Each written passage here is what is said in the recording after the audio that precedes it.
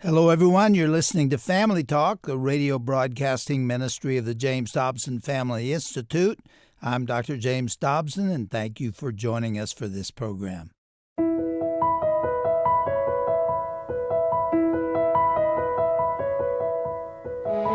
Well, welcome to Family Talk, the broadcast ministry of the Dr. James Dobson Family Institute. I'm Roger Marsh, wishing you a happy Independence Day. You know, many people wonder, what does it mean to truly love our country? Well, today here on Family Talk, we are continuing Dr. James Dobson's compelling conversation with former Senator and Congressman Jim DeMint about his book called Falling in Love with America Again. The Honorable Mr. DeMint served South Carolina both in the House and Senate before leading the Heritage Foundation for a 5-year period. His insights reveal how government has grown too big and too powerful, while institutions Americans actually trust, like small businesses, churches, local police, well, they remain smaller and much closer to home. So let's get into this special edition, part 2 of Dr. Dobson's conversation with Senator Jim DeMint on today's edition of Dr. James Dobson's Family Talk.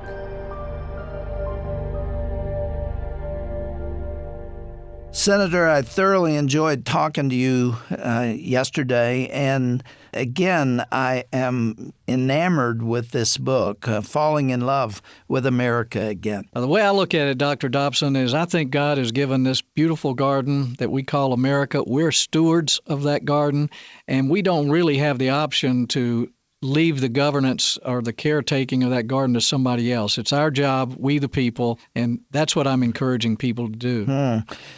Well, at the end of the program last time, we talked about the concept of the big or the bigs. I think in the NBA they call it the bigs. These are the really tall guys that stand under the basket. You're talking about the institutions of this nation that have become too big to love. What do you mean by that? In the book, we use some data about what institutions American people actually trust. And on the political side of whether it be the presidency or the Congress, it's well below 50% of the people trust it. But what people do trust are the smaller institutions of churches and small businesses, local police forces, and even little platoons, part of a larger military. People trust these institutions for a number of reasons. Generally, they know them, they're closer to them, they know the people. But these institutions also have to serve and provide value in order to exist. A lot of the larger institutions, particularly the government and those that are propped up by the government, no longer have to really provide a service that we like in order to continue to exist. And if you've tried to call your cable company or your cell phone company and work with someone over the phone, you know exactly what I mean. On page 35 of your book, this jumped out at me. Yeah, you said of 16 institutions asked about in the poll, only 3 enjoyed the confidence of a majority of Americans: the military, small business, the police, and a 4th, organized religion, that had the confidence of 48%. Let me share the statistics from a Gallup poll. This was 2013. That you have charted here. Confidence, having a great deal of confidence or quite a lot of confidence in the institution. The presidency was 36%. The medical system was 35%, and I would guess that's dropping rapidly, not because of the medical people involved, but because of the interference of the government. The U.S. Supreme Court, 34%. The public schools, 32. The criminal justice system, 28. Banks, 26. Television news, 23. I would have been down around 3% on that one. Newspapers, 23. Big business, 22. Organized labor, 20. HMOs, health maintenance organizations, 19. And last on this list is the U.S. Congress with 10. You've been there. You said on the next page that you're only surprised that the Congress managed to get 10% of the country that has confidence. That must have been K Street lobbyist or something. I don't think I've ever talked to anyone who did. But, I mean, we laugh, but we really can't have a government that's trusted by only 10% of the people. And even the justice system, when you get down to 20 or so percent, or people who don't think they can get justice, the problem is a lot is just too big. It's trying to do too much. And when things get big, they get wasteful, they corrupt. Power always corrupts. And we keep throwing more and more things at Washington. And what concerns me is people continue to vote for those who make these false promises that somehow we're going to help the middle class by raising minimum wage. They know that's not true. That doesn't help the little guy. It hurts the little guy. So if we can just get Americans to wake up, forget the political parties, vote for themselves, vote for those things that work, we can show people what works. And we're just showing here that they don't trust the bigs. And there's a reason that 7 out of 10 of the richest counties in America are in Washington, D.C. And they don't produce anything up here that most of us want. But it's because big concentrates wealth in the bigs. And when the doors close and the legislation's written here, for instance, for Obamacare, it's not for the little guy to get health insurance. It's for the big insurance companies who are salivating over forcing every American to buy their product. And it just doesn't work like Americans hope it does. And we need to move power and money decision-making out of Washington and get states to compete. And when they do, we're all better off. You wrote that Washington is the mother of bigs, and you said on page 11, special interest groups across the political spectrum are spending hundreds of millions of dollars on political campaigns hoping to win a 51% majority so they can gain control of the federal structure and force their ideas and policies on the other 49%. People can see why I like this book and the things that you've said. That's exactly what's happened, isn't it? It is. And the point I'm trying to make in this book is, while I know that there's certain values and moralities that are going to make life better for people, the way America works is that we can be very diverse. We can live next to each other when people disagree on a lot of things. But if the government starts coercing people to believe in something or to participate in something that violates their conscience, their religious faith, that's when you get a rebellious and resentful nation that's very divided. If we can respect those differences, we can live together as a very diverse country, but not if Washington is trying to force everyone to follow the same idea. Well, I wish, it's my prayer, that the American people would rise up and say to big government and the rest of the power brokers, get off my back. Turn loose this great engine of prosperity known as democracy. Let it go and see what would happen. That's how we became the most prosperous and successful country on earth. And what has happened here in the United States is absolutely remarkable. How we came from this little fledgling country to the most powerful nation on earth. And it was because the people were free. And freedom is not the natural state of governments. It is, the influence of power brokers. Talk again about who the other bigs are. But you make a really good point, is that if we could just let this go, but the left has been telling the poor, the middle class, for years that if the federal government doesn't do it, there'll be no safety nets, that you're on your own, and the bigs will take advantage of you. A lot of what I have in this book is evidence to the contrary, that there's always a safety net coming up from the ground that works so much better for this. And we do want a safety net in our country, but the federal government cannot be that safety net. Washington traps people in dependency. It traps them in broken families. And we've got all the evidence in the world to say, forget the politics, folks.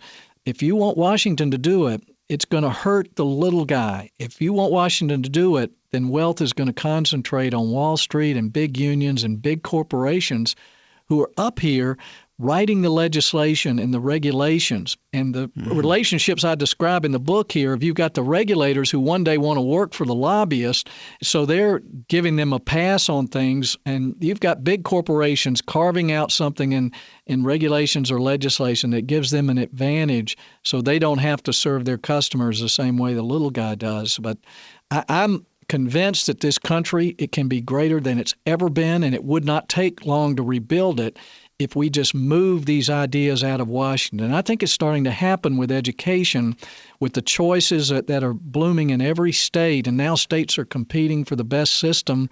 But if we can elect people who will say, get off our backs, let America work, America will be better than it's ever been. This may offend you, but I think not. There are times when it looks to me like both Democrats and Republicans are more interested in staying in power than they are in doing what's best for the country. Is that just the perception of a person who's never been there, or is there validity to that idea? No, that's the perception of a very perceptive person. You've worked with a lot of politicians, and it's true. And it seems that's why I believe in term limits. It's almost inevitable. There are very few people that are here over 10 years that are really still fighting for something, because this becomes your life, your sound chamber. Everything you hear is coming from inside the Beltway in Washington. But that's what people do. They do things and they justify in their own minds that this is for their constituents, when in fact it's to protect their own power base. And that's why things like earmarks are so attractive. It makes you look good back home. You take back all this money, and it's hurting the country. So anyway, I could preach about term limits a long time, and I hope someday that more and more states will do it, and eventually the federal government will do it. Expecting them to limit their own power, though, seems like a long shot to me. It is. It is a long shot unless states do it first. If you get 15, 20 states with term limits on their legislatures, then you'll get people elected up here who want to do that, I think. Yeah, we need to lock them in or they'll change their minds at the last minute. Yeah, I have written about the moral decline, which is the issue that, as I said yesterday, bothers me the most. And I listed 8 examples of this moral slide. It almost feels like we're going into the sewer. That's a gross term, but it feels that way to me. And then I came after these 8 examples of what's taking place. I wrote this. I don't usually read on the air, but maybe it's appropriate here. I said, the question is, what do we do about it? Would a more conservative political party be able to turn the country around? Probably not, although I would support one as a private individual. Could a man or woman of character set us on the right path? Possibly, but the change would be superficial and temporary unless the people rise up to demand it.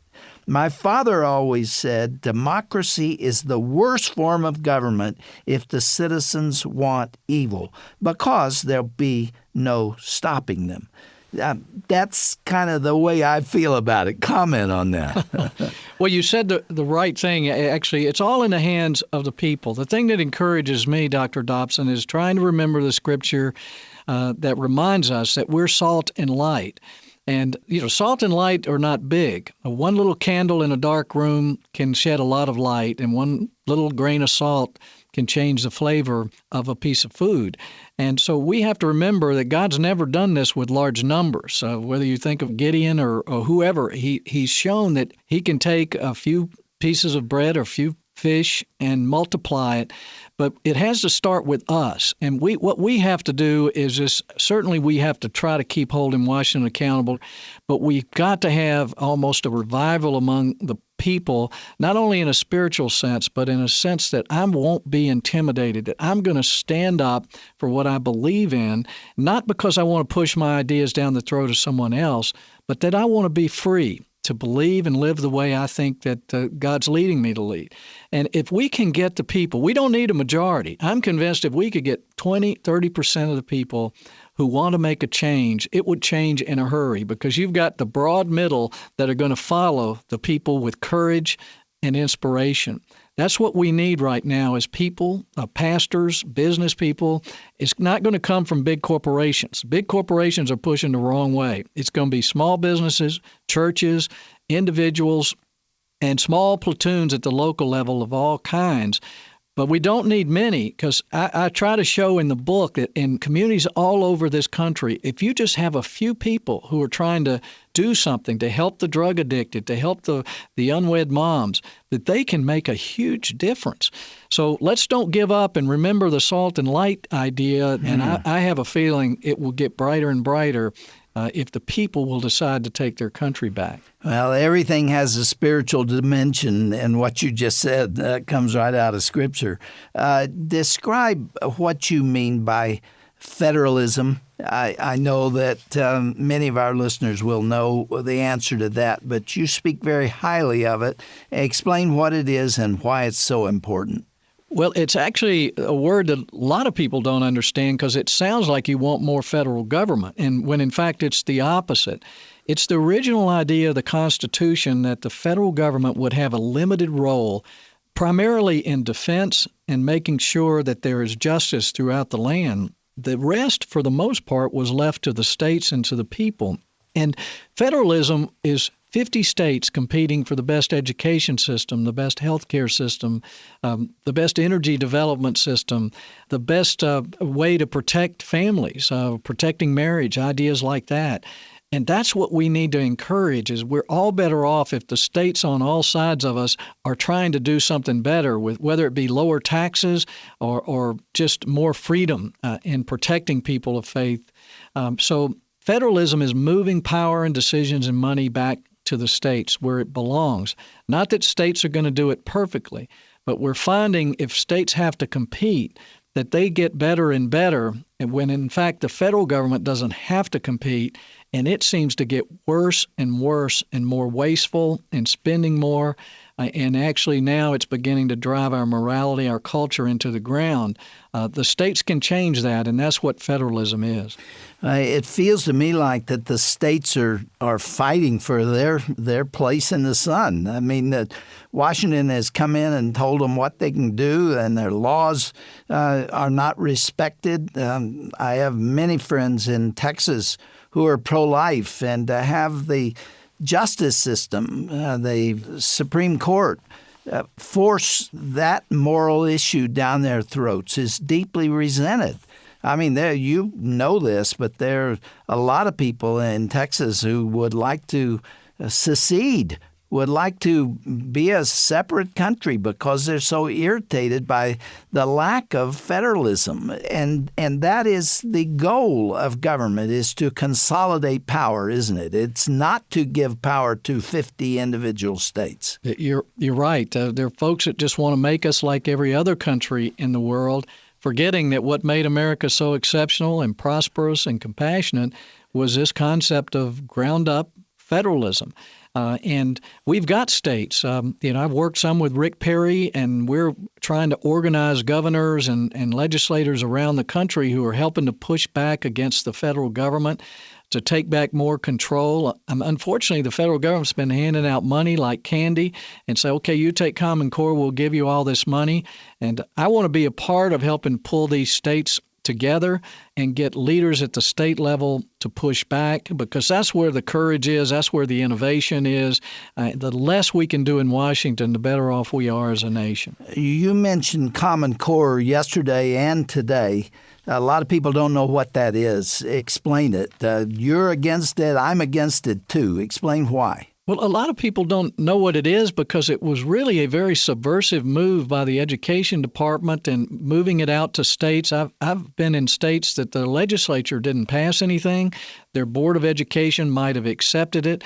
It was an idea that sounded good as far as it being voluntary and money would come with it. But like every federal program, once you get past the first page and they start writing the regulations, you realize the curriculum they're putting together for this would be a national curriculum. And a lot of moms who've seen the homework that comes home, the questions that are being asked, it's completely ridiculous.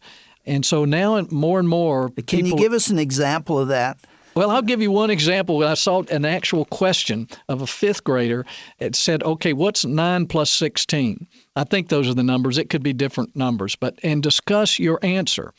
And this fifth grader, you could see, he scribbled down 9 plus 16 is 25. But in the answer, he said, I asked my brain, and I agreed with the answer my brain had.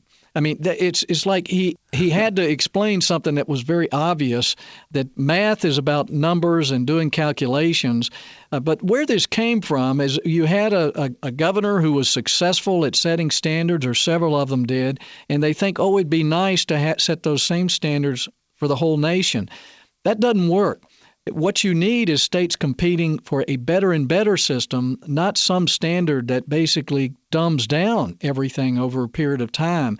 But we don't need a common set of standards for the whole nation, other than justice and equality and making sure that every child has a chance.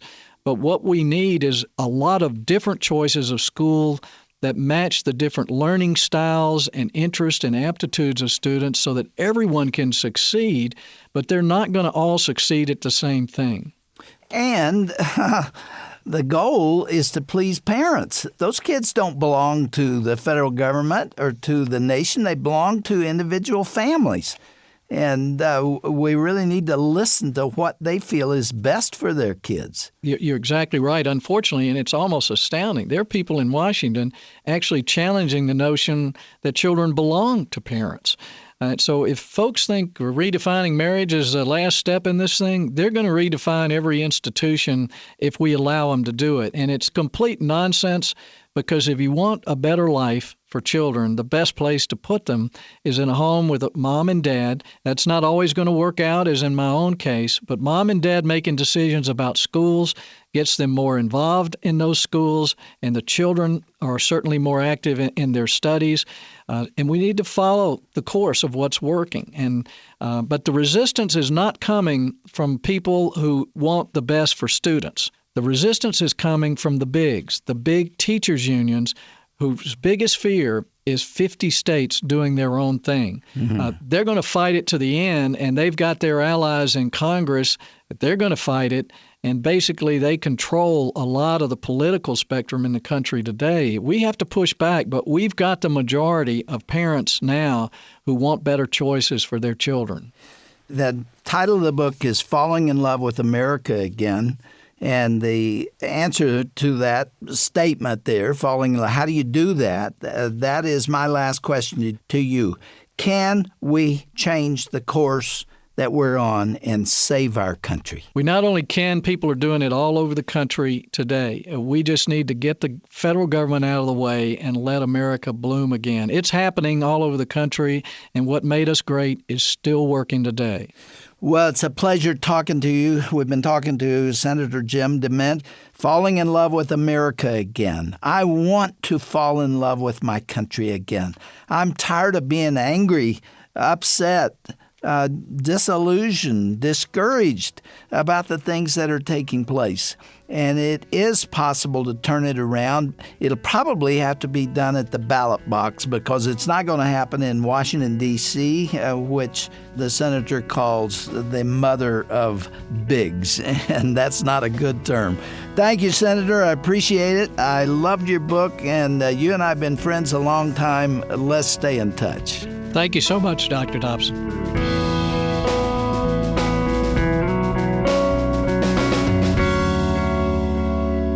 America's greatness isn't measured by the size of its government, but actually by the strength of its people and communities. You've been listening to Dr. James Dobson's Family Talk, and a conversation Dr. Dobson had with former Senator and Congressman Jim DeMint. Now, if you missed any part of today's broadcast, you'll find it at drjamesdobson.org. Click on the Family Talk tab when you land on our homepage. There you'll also find the complete program, along with information about Senator DeMint's book called Falling in Love with America Again. That's all available to you at drjamesdobson.org/Family Talk. Here at the Dr. James Dobson Family Institute, we are committed to defending the principles that make America exceptional. And speaking of our founders, today, being the 4th of July, a perfect time to rediscover the faith that shaped our nation. Sign up for our free Faith of Our Founders email series when you go to drjamesdobson.org. You'll learn how God's hand guided America from the very beginning. You'll also discover why our Judeo-Christian heritage remains essential to our future. Again, for the free Faith of Our Founders email series, go to drjamesdobson.org. And thank you for remembering the mission of the Dr. James Dobson Family Institute. It centers on preserving biblical values, promoting strong families, and protecting the freedoms our founders envisioned. The broadcasts that you hear each day are made possible through friends like you who believe America's best days are still ahead of us. Your financial support helps us continue sharing truth and hope with families all across the country. You can make a secure donation online when you go to drjamesdobson.org. You can also send your tax-deductible donation through the U.S. Postal Service. Our ministry mailing address is Dr. James Dobson's Family Talk, P.O. Box 39,000, Colorado Springs, Colorado, the zip code 80949. Well, I'm Roger Marsh, and on behalf of Dr. James Dobson and all of us here at the JDFI, thanks so much for listening today. Have a safe and blessed 4th of July holiday, and be sure to join us again next time right here for another edition of Dr. James Dobson's Family Talk, the voice you trust for the family you love. This has been a presentation of the Dr. James Dobson Family Institute.